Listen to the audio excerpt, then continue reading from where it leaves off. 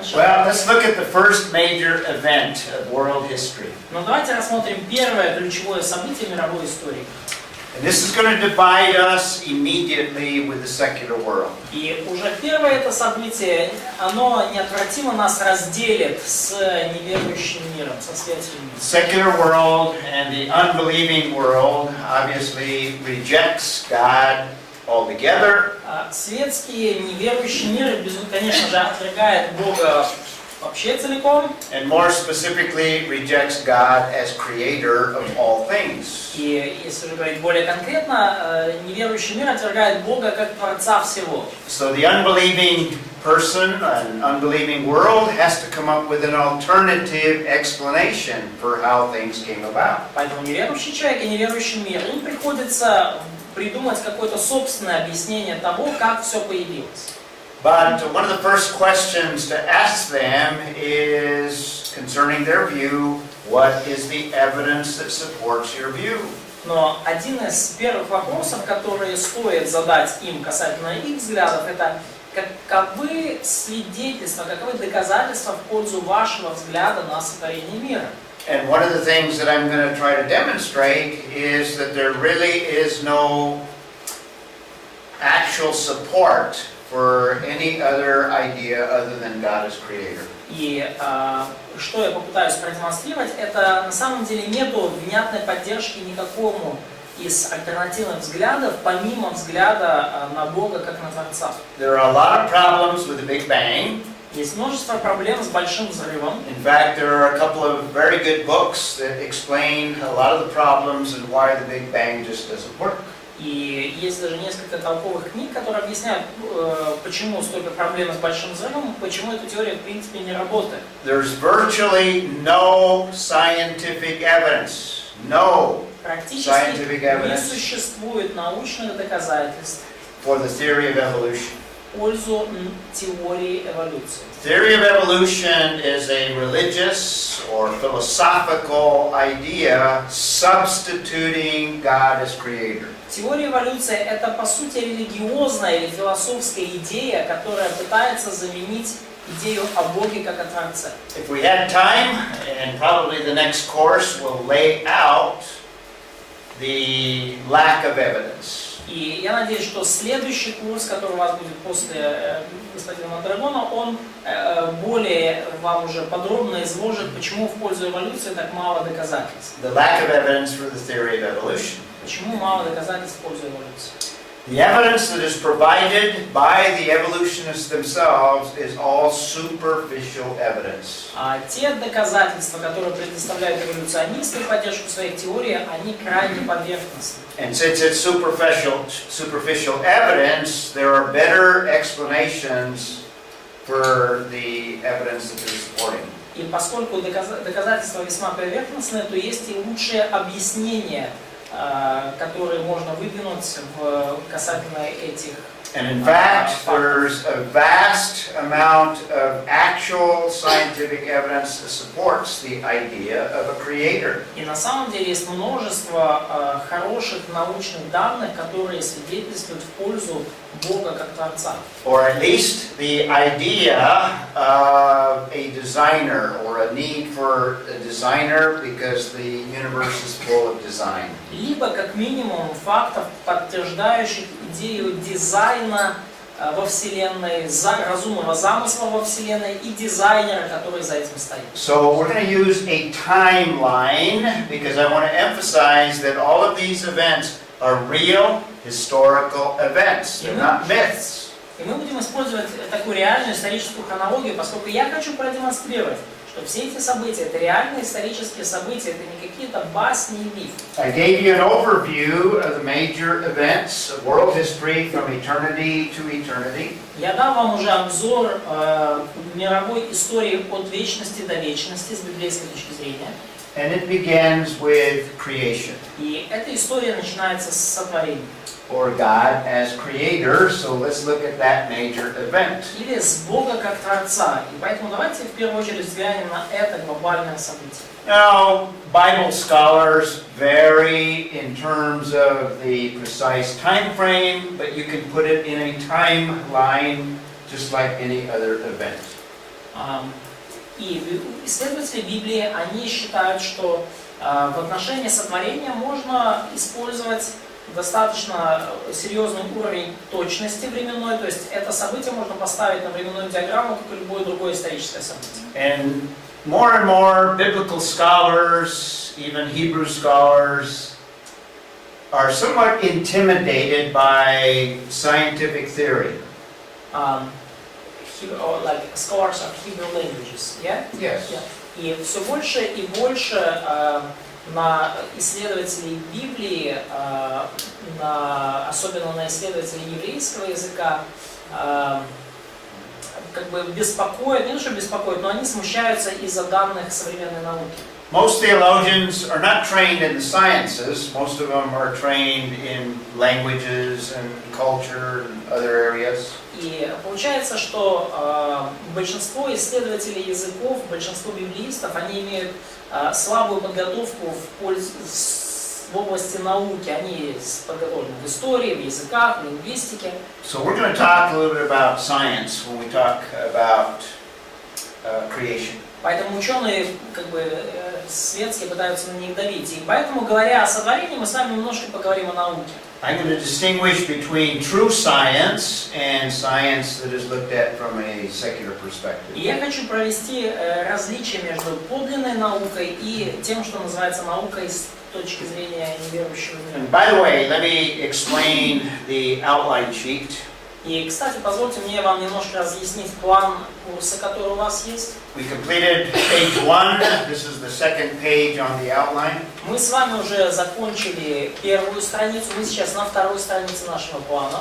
What I actually have on your outline is an outline within an outline. И что у вас в вашем плане, это план внутри плана. So in the unbolded type, okay, actually it's inconsistent, but mainly unbolded portion of the outline. Да, ну и та часть вашего плана, которая в основном не выделена жирным, is a brief outline of the biblical text. то вот это краткий план библейского текста, то, что жирным не выделено. And interspersed in that outline are also the bold and the italicized text. Но вот в этот ваш план, который как бы отражает библейский текст со ссылками напротив него, вживлены вот такие жирно наклонным шрифтом курсивом, жирным курсивом вставки. Are the major theological implications of the biblical text. И вставки это ключевые богословские выводы, которые можно сделать из библейского текста. So we'll look at that as we progress through the biblical text, as I explained very briefly.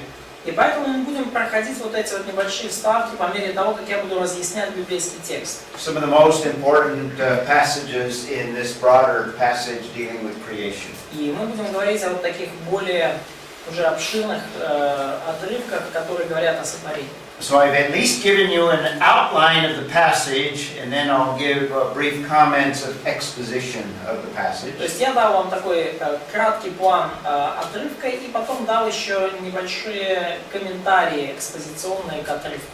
So I'm going to look at it as a historical event. Remember, this course is going to deal with giving you the major events of world history. И я хочу подойти к этому исследованию как к исследованию исторических событий. This is the first.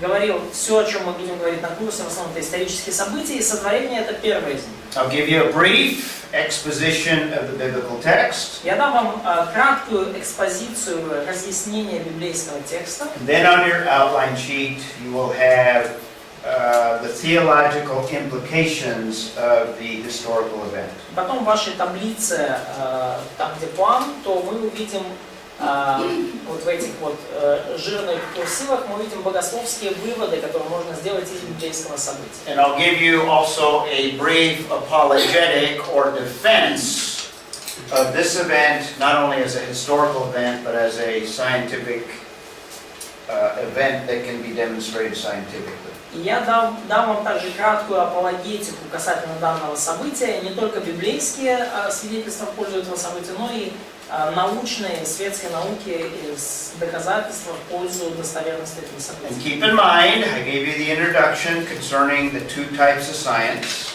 И помните, да, я уже во вступлении говорил вам о двух видах науки. We're dealing with historical science. Помните, что сейчас мы имеем дело с исторической наукой. The unbeliever and you and I as believers cannot go back and recreate or reobserve the original creation. Неверующий человек, равно как и мы с вами, верующие люди, мы не можем все равно вернуться назад и наблюдать заново, как создавался мир. We can use the tools of science to reconstruct and come to reasonable conclusions concerning how things began. И мы можем использовать инструменты науки, чтобы максимально восстановить последовательность событий и после этого выяснить, как же все события происходили и что имело место. So does that make sense concerning the outline? It might be a little confusing when you first look at it. Достаточно ли это ясно, да, структура вот этого плана курса, потому что, может, первый раз вы взглянули и вам кажется, что это.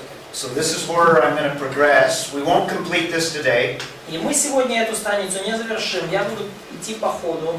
And it'll take at least all of tomorrow's session to complete this sheet. И для того, чтобы завершить лишь эту первую страницу, нам понадобится, наверное, сегодняшний день и почти весь завтрашний. This area is so important that I want to give due time to it. И эта сфера настолько важна, что я хотел бы уделить на нее достаточно So, много. we will begin by looking at the first chapters of the book of Genesis. Итак, начнем с рассмотрения первых глав книги Бытия. Now, I divide the book into different parts here. И Two я parts. разделил книгу на разные части, разные главы, две разных части. In fact, I'm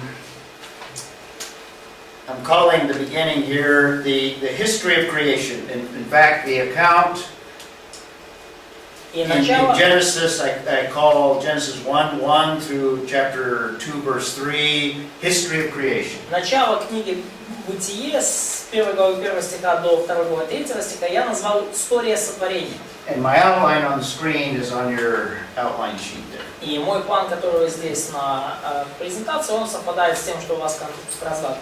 And actually, I should start with the first 11 chapters of Genesis as primeval history. И вообще-то мне надо даже начать с того, что первые 11 глав книги Бытия указывают нам первобытную историю.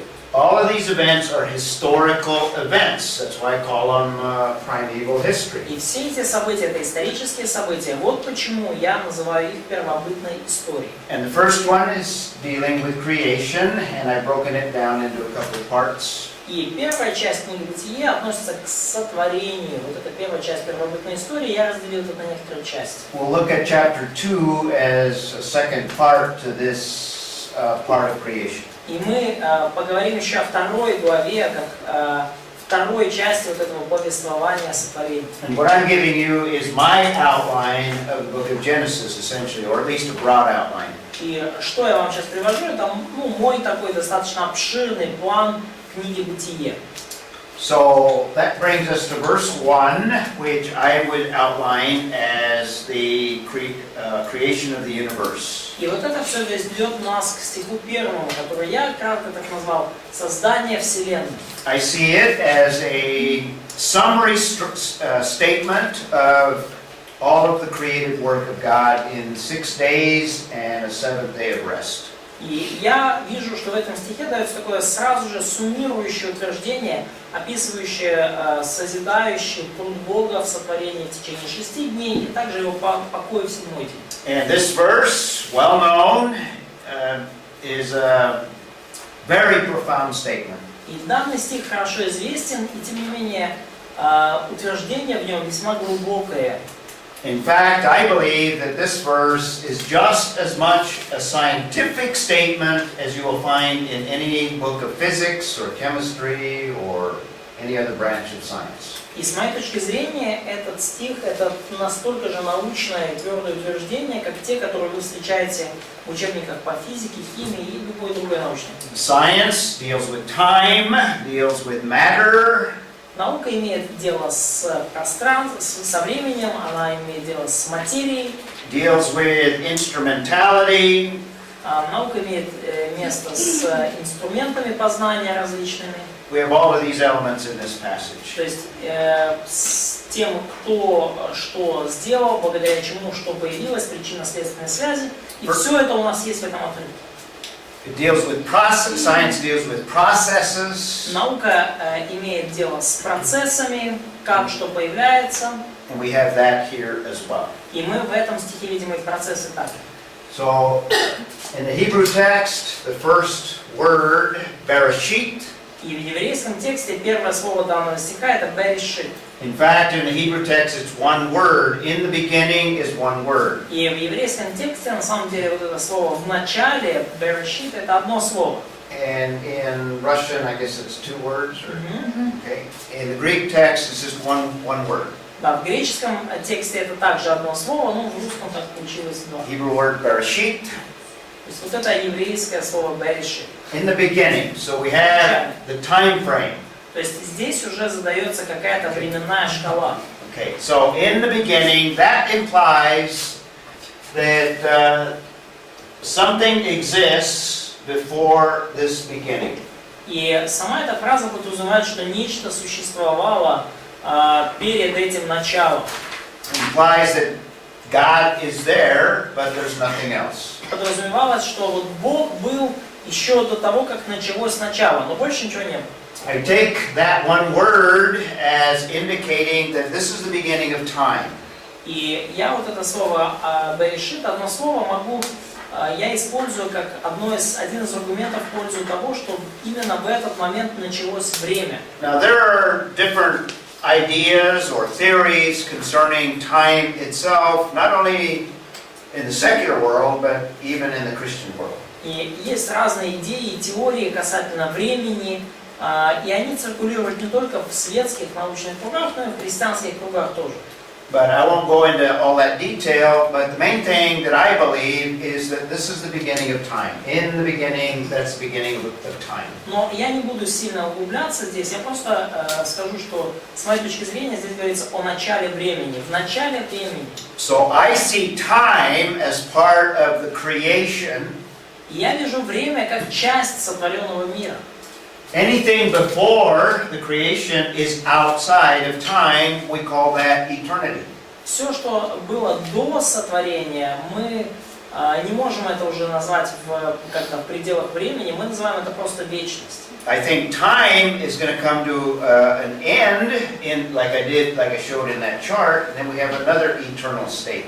И с моей точки зрения, время когда-то придет к концу, и, как я уже показывал в таблице, и снова история завершится новым вечным состоянием. So I don't see the eternal state either before or after as time progressing or eternal, ongoing time. I think time is confined to the creation. И я думаю, что вот то, что мы видим до сотворения и после него, оно никак не имеет никакой временной привязки. Я думаю, что время является частью лишь сотворенного мира. Между двумя вечностями. The eternal state, at least the way I see it, поэтому вечное состояние, по крайней мере, с тем, как я это вижу сейчас, is outside of time. It's something we cannot conceive of. Вечное состояние, оно вообще вне времени, это нечто, что мы с вами на самом деле даже But God would exist outside of time. Но Бог может существовать вне времени.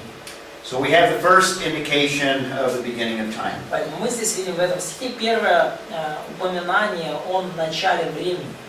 Actually, the third word in the Greek text is Elohim.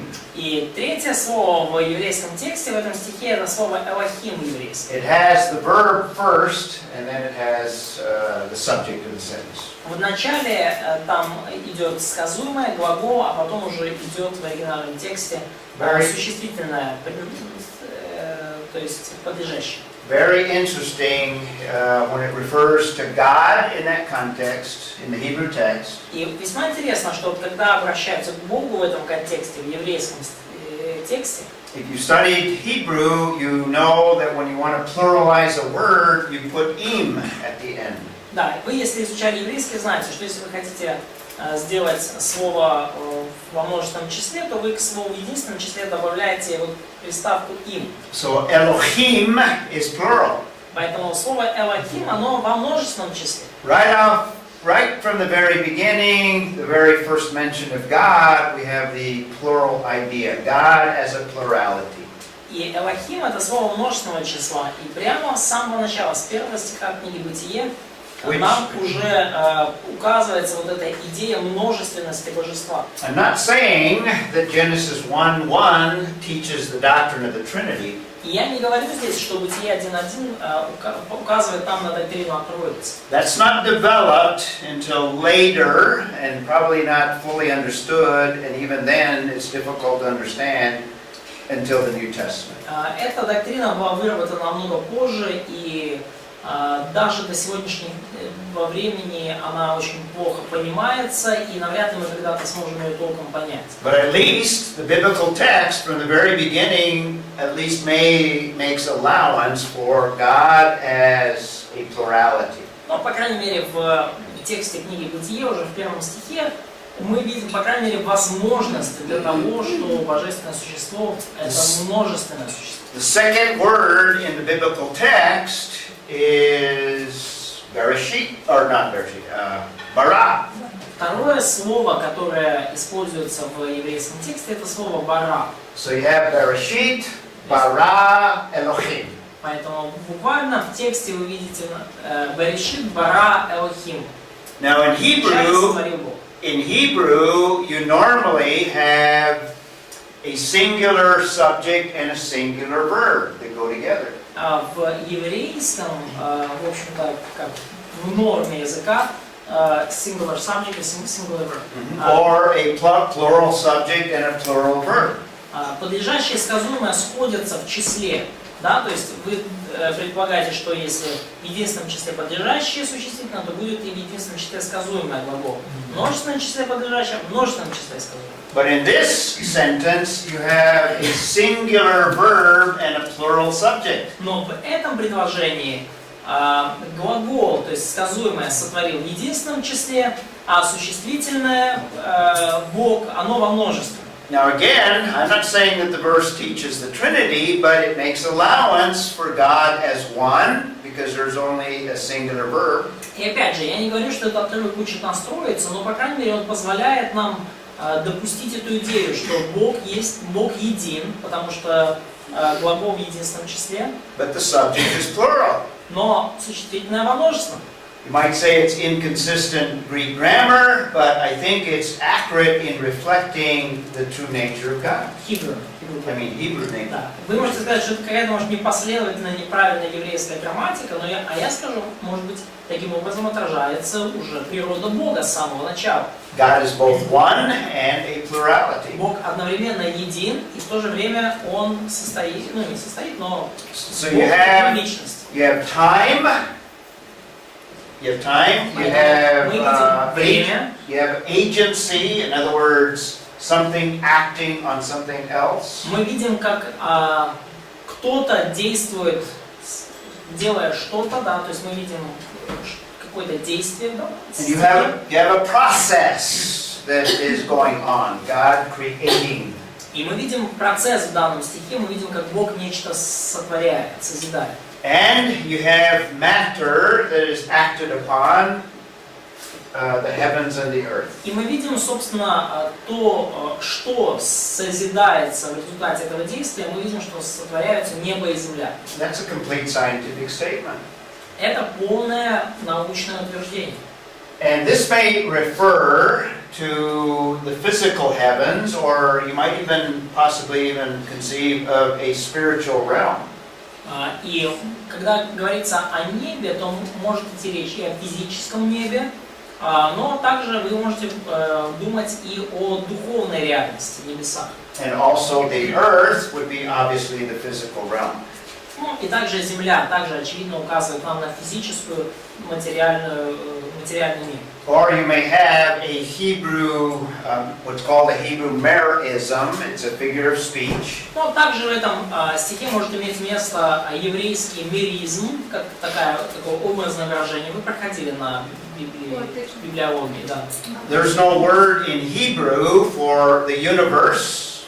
В еврейском, в иврите нет вообще слова, которое, как у нас, обозначало бы Вселенную. But if this is a merism, then you have the two kind of extremes. You have heaven and earth portraying the whole universe. Но если это меризм действительно, то тогда две крайние точки, небо и земля, они изображают нам, по сути, всю Вселенную, весь мир. So you have a very complete scientific statement. Поэтому у вас здесь вполне завершенное научное утверждение.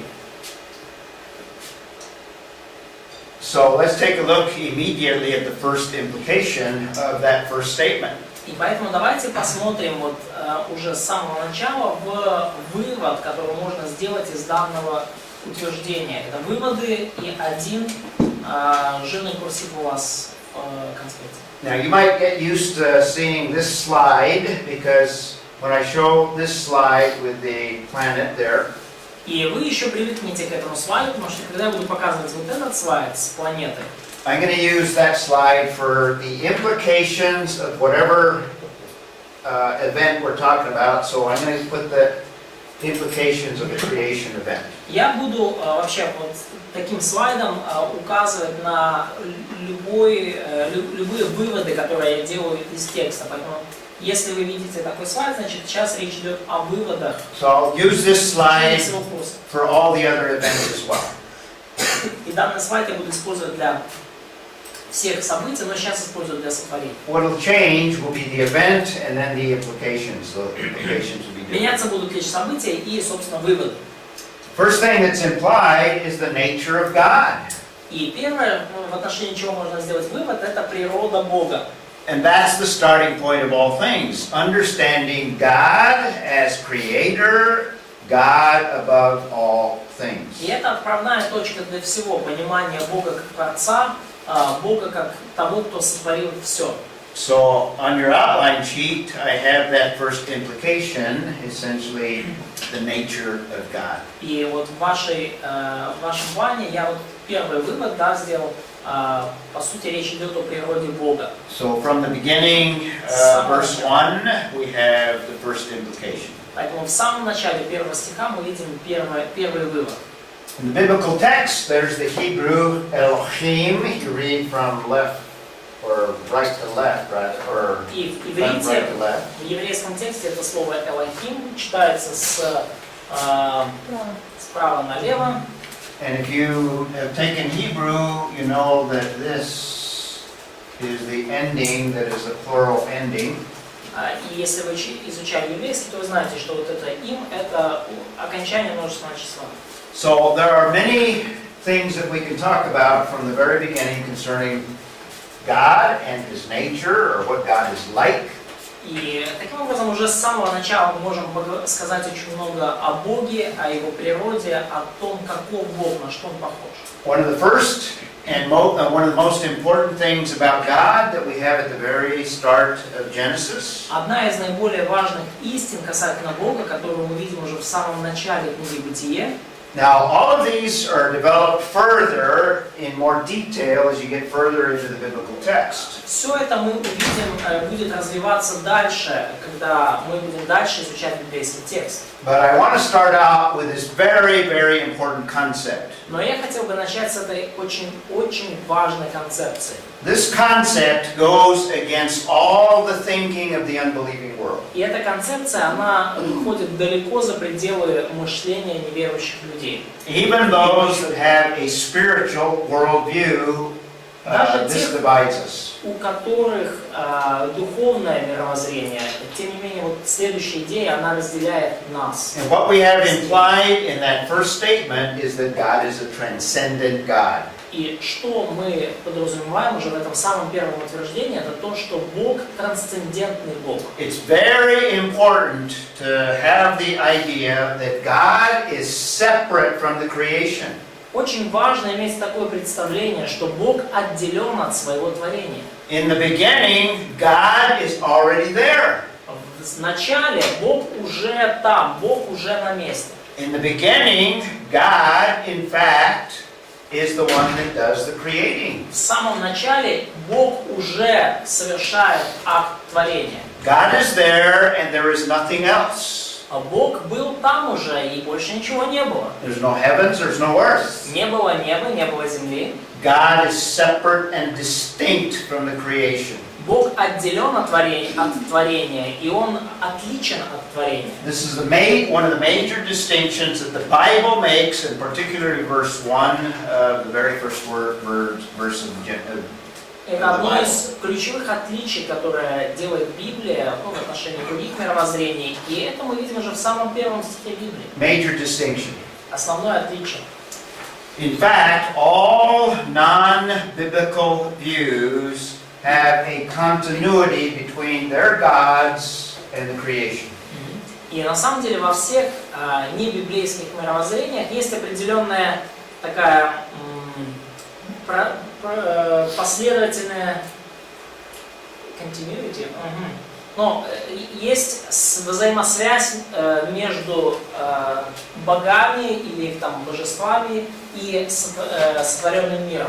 All ideas of man, there's no separation, there's no distinction between God as creator and the creation. Во всех человеческих идеях нету вот этой отделенности, нету четкого различия между Богом или богами и их творением. It's only the Bible that presents a creator that is distinct from the creation. И только в Библии мы видим Творца, который отделен и отличен от своего творения. If you think about, for example, the gods that are portrayed in the Old Testament. Например, если мы подумаем о тех богах, о которых мы читаем в Ветхом Завете. Think of the gods of the Egyptians. Подумайте, например, о богах египтян. What are they like? На What did the Egyptians worship? что они были похожи? Кому поклонялись египтяне? What forms did the Egyptians' gods take? Animals, insects. Yeah. Да? Yep. Animals, yes. Yes, all kinds of creatures, animals. Да. Всяческие творения, всяческие животные. They worship the sun. Они поклонялись солнцу, например. There was a god of the sun. У них был бог солнца. They worship the Nile River. Они поклонялись реке Нил. They made the river into a god. Они превратили реку в бога. No distinction between the creation and the creator. They mixed the two. У них не было никакого различия между Творцом и творением. Не было никакого отличия между этими. What were the gods of the Babylonians? Что по поводу богов вавилонских? Very similar. They had idols. They had things that were related to the creation. Все очень похоже. У них были там идолы и были разные другие изображения, что-то связанное с творением. What about the Greek gods? Что по поводу греческих богов? They took the form of man. Они принимали вообще Most of them. Similar with the Roman Empire. людей, подобно тому, как это было и в Римской империи. And you see this in even the primitive peoples of today. A lot of animism in some of the primitive tribes. И мы можем видеть это во многих примитивных племенах до сего дня. То есть есть такое понятие, как анимизм. It's only the Bible that has God distinct from the creation. В древних племенах, то есть одухотворение неживых объектов. И только в Библии есть отделение Творца от творения. It's the Bible that presents God as transcendent from the creation. Только Библия показывает Бога как трансцендентного Бога, отделенного от творения. So we start with that because we have God and we have nothing. Итак, мы начали с этого, поскольку у нас уже в первом стихе книги Бытие есть Бог и нету больше ничего. And then after God creates, now we have a heaven and an earth. И потом, после того, как Бог все сотворил, у нас есть уже небо и земля. Also implies that God is eternal. И также это подразумевает, что Бог вечен. God is not limited to time. Бог не ограничен временем. In the beginning, God is already there. В начале Бог уже был. God is a creator. That implies He's personal. He's a God that works. He's a God that acts. И Бог творец, это просто подразумевает, что Он личность, Бог создает, Бог действует. Not just a force. He's a designer. Он не просто какая-то сила, Он дизайнер, Он создатель. Now, God is not only transcendent in that He's separate from the creation. И Бог не просто трансцендентный и отделенный от творения. And by the way, when we talk about a transcendent God, what is the idea of the New Age? И, кстати, когда мы говорим о трансцендентном Боге, In terms of какая ключевая идея движения нового века, New Age? Бог во всем. God is in everything. Yeah, God is everything and everything is God. So Бог есть все и все есть Бог. it's just a modern way of worshiping the creation rather than the Creator. Это просто современный способ поклоняться творению, а не Творцу. But God is not only transcendent, separate, and distinct, Но Бог не только трансцендентный, отделенный и отличающийся от всего, but God is also immanent. но Он также имманентен. In other words, we'll see when He creates man, He has contact with the creation. He forms man out of the soil or the dirt. Иными словами, мы видим, когда Он сотворяет человека, Он находится в контакте со своим сотворяемым человеком. Он его творит из праха, из грязи, из глины. And throughout the Bible, God has interaction with man, so He's immanent. He involves Himself in the creation. И на протяжении всей Библии мы видим, как Бог взаимодействует с человеком. И поэтому мы говорим, что Он имманентный. Он участвует в жизни своего творения. A perversion of biblical truth is deism. И искажением библейской истины является деизм. Deism believes in a transcendent God, but God has left the creation to work itself out. Деизм – это вера в то, что да, Бог трансцендентный, но Он просто оставил свое творение на произвол судьбы, и оно как часики там себе крутится без него. But the Bible presents God not only as transcendent, separate, and distinct, but also involved in the creation itself. Но Библия показывает нам Бога как того, кто не просто трансцендентный, отделенный, отличающийся, но как того Бога, который участвует в жизни своего творения, который вовлечен в жизнь творения. So He's immanent as well, but He's also preeminent in that He is above all of the creation. И таким образом Бог является имманентным, но Он, так сказать, преимманентный, да, то есть Он над всем творением. Он, да, то есть трансцендентный плюс имманентный. Над творением, отделен от творения, и при этом участвует в жизни творения. And the rest of the Bible, as we take it as a whole, presents God as Trinitarian. И вся остальная Библия, если мы уже так ее целиком видим, она указывает нам на Бога как на троичного или And I've already тринитарного. mentioned that Elohim is plural and the verb is singular, so God is both one and God is a plurality. И я уже упоминал вам, что Элохим это слово множественного числа, сотворил это глагол единственного числа, и таким образом Бог, Он и един с одной стороны, и в то же время в божественном существе есть множество. And then in verse 2 it says, And the earth was formless and void, and darkness was over the surface of the deep, and the Spirit of God was moving over the surface of the waters. И далее сказано во втором стихе, что земля же была безвидна и пустая, и тьма над бездной, и Дух Божий носился над водой. Now again, this is not a clear statement of the Trinity, but it makes allowance. God is plural, and then we have the Spirit involved as well. Опять же, это не дает нам уже прямо возможность сходу говорить о Троице, но тем не менее мы видим с одной стороны множественность божества, с другой стороны, что Дух Святой тоже какую-то роль в этом играет. Now it's not till the New Testament, particularly the book of Colossians chapter 1 and John chapter 1, that Oleg was referring to. И лишь в Новом Завете, особенно в Колоссянам 1 главе и Евангелии от Иоанна 1 главе, о чем говорил Олег, That Jesus Christ is the Creator. только там мы видим упоминание о том, что именно Иисус Христос является Творцом. So we have a Trinitarian God. Поэтому наш Бог, Он троичный Бог. And it's only the Bible that presents a Trinitarian God. И лишь в Библии нам показывается тринитарный Бог, единый Бог в трех лицах. And we have God sovereignly involved. He's immanent and He's sovereignly working to bring about the creation. И мы видим, что Бог суверенным образом, всевластно трудится, как будучи имманентным Богом, он участвует в жизни творения, производя его на свет. No random processes, no evolution. God is the creator. Нет какого-то случайного процесса, нет какой-то эволюции. Бог направляет суверенным образом процесс. Бог является Творцом. And the rest of the scriptures emphasize that. In the Russian Bible, Psalm 102:19. Somebody want to read that one? И оставшиеся писания нам также часто подчеркивают это. Oh Псалом yeah, why don't you read that? 102:19. It's right here. It's right here. Прочитайте, пожалуйста, прямо с доски. Господь на небесах поставил престол свой, и царство его всем обладает. It's the Lord who has established his throne in the heavens, and his sovereignty rules over all.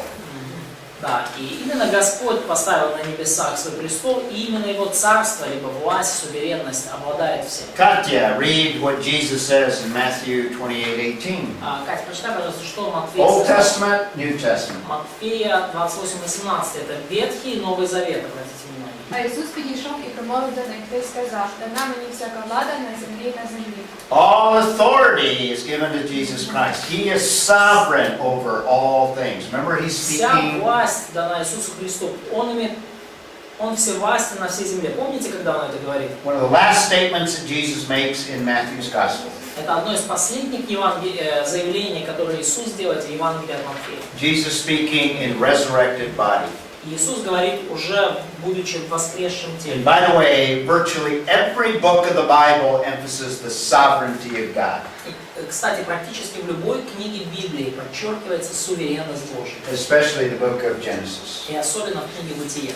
And we could go down and make a long list. God is omnipotent. He needs all power to build a very powerful universe. It's written graceful here. Oh, that's great. И также мы можем сказать, исходя даже одного из этого стиха, что Бог является всемогущим, Он имеет силу для того, чтобы создать всю Вселенную. Okay, actually, the next one is omnipotent, right? Okay. I got them mixed up. Немножко перемешалось, но да, всемогущий Бог создал сам всю Вселенную. Even from the beginning, God does not need a universe. He's complete in Himself. И даже с самого начала мы видим, что Бог не нуждается во Вселенной. Он самодостаточен и целостен сам по себе.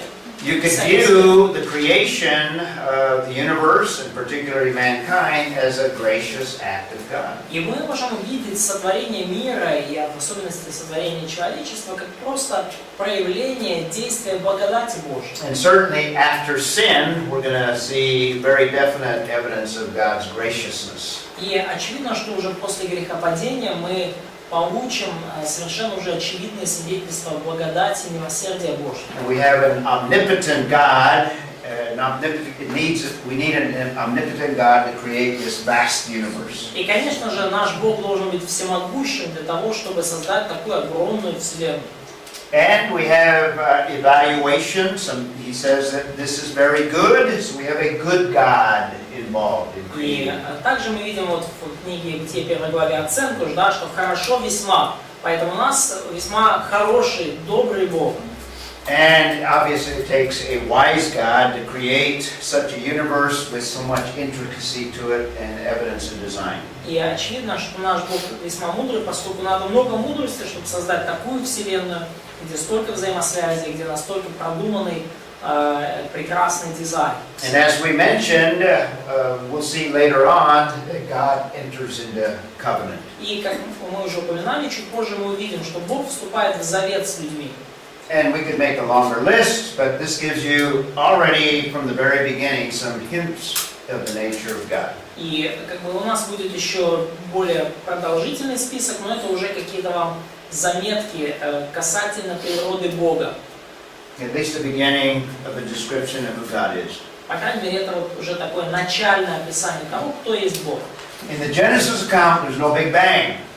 В повествовании книги Бытия мы не видим никакого большого взрыва. God is creator. So we have contradictions with the ideas of man. Бог Right off the bat. является Творцом, и таким образом мы уже видим противоречие с человеческими идеями. And I'm just going to point out some of the highlights of each day of creation. И я просто так укажу на основные аспекты каждого дня сотворения. Just to demonstrate that what we have in Genesis does not conform to man's ideas. Просто чтобы продемонстрировать, что то, что мы видим в книге «Бытие», оно не соответствует человеческим идеям. Unfortunately, many scholars and theologians are intimidated by science, and they think science has more authority than the biblical text. И, к сожалению, множество библейских исследователей, богословов, знатоков языка, они испытывают определенное давление со стороны науки, и им кажется, что Библии недостаточно, что нам нужно обязательно учитывать научные данные в истолковании.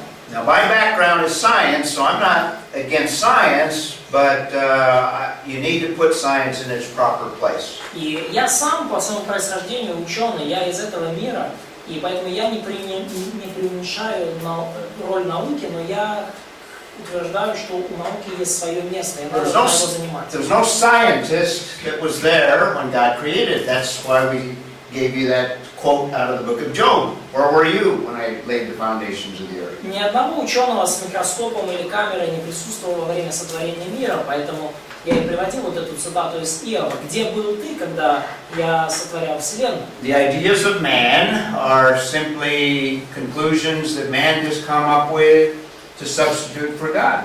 Человеческие идеи — это просто те мысли, которые возникают у людей, когда они пытаются найти какую-то замену Богу. Genesis 1 is the inspired record. И Бытие 1 глава — это богодухновенная запись. So there's no Big Bang. Поэтому не было большого взрыва. And what goes against evolutionary theory is that we have light before stars. И что противоречит теории эволюции, это то, что у нас есть свет еще до появления звезд. I'll give you the evolutionary progress that they propose. Я приведу вам эволюционную хронологию, которую они предлагают. And on day one, God creates light before He creates any of the stars. И я покажу вам, что уже в первый день Бог сотворил свет, еще до того, как Он сотворил звезды. And there's many other contradictions that we'll come across here. И мы также увидим многие другие противоречия с светской наукой и эволюцией по ходу нашего. So beginning in verse 2, we have 6 days of creation all the way through 31. Итак, с начала вот 2 стиха и до 31 мы видим 6 дней сотворения. And very quickly, the next implication, we'll just begin it and then we'll take a break. И очень быстро мы переходим к следующему уже выводу. И мы сейчас начнем и закончим после перерыва. Right from the very beginning, we have the origin of language. С самого начала сотворения мы видим происхождение языка. Now, yes, we have on day one the creation of light, but notice what's implied there as well. Но, конечно, в первый же день мы видим сотворение света, но посмотрите, что подразумевается в этом тексте. This is the first statement in the Bible relating to language. Вот этот 3 стих – это первое утверждение в Библии, связанное с языком. Where is that in the biblical text? Где это в библейском тексте? Verse 3. Verse 3. Стих 3. Then God said, God speaks. И сказал Бог. Когда Бог-то и Он еще и говорит, оказывается. First mention of speaking or communicating or language or revelation. Это первое упоминание какого-то рода говорения, языке, коммуникации. Very important concept that I think is developed further as we get more into the text. Очень важная концепция, которая, на мой взгляд, уже дальше развивается по мере того, как мы углубляемся в текст. In fact, every one of the creation days is introduced with God speaking things into existence. И, кстати, каждый из дней сотворения последующих начинается с того, что Бог произносит что-то, и оно создается. And there's other references to God communicating. И есть много других указаний здесь на то, как Бог говорит, как Бог доносит какую-то информацию словами. Notice verse 3. Then God said. Обратите внимание, verse 3, chapter 1:3. 1. Да, обратите внимание, 1 глава, 3 стих. И сказал Бог. Verse 5. God calling or naming something. That's language. И в 5 стихе мы видим, назвал Бог свет днем, а тьму ночью. Это уже тоже говорит нам о языке. On day 2, that begins with, then God said again. И день 2 начинается с того, что также Бог там сказал в 6 стихе.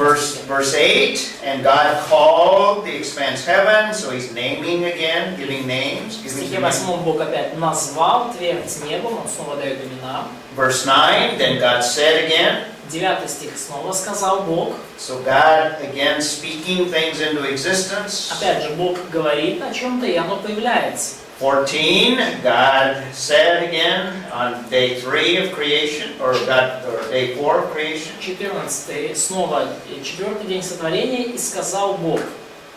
Day 5, verse 20, then God said again. Стих 20, день 5, и сказал Бог снова. Day 6, verse 24, then God said, let the earth, etc. День 6, снова 24 стихе, сказал Бог, и произвел земля душу, и так далее. So we have the origin of language. И мы видим таким образом происхождение языка. So we have revelation, God revealing and speaking. Поэтому вот мы видим здесь откровение Божие. Бог являет что-то, и Бог говорит. Everything begins with God, Все начинается с Бога, including language. то есть включая язык. The only reason we have language is we're created in the image of God. Единственная причина, по которой у нас с вами есть язык, это то, что мы сотворены по образу Божьему. So God communicates. И потому Бог говорит, Бог доносит информацию словами. And we have the origin of language. И мы видим происхождение языка уже в первой главе Бытия.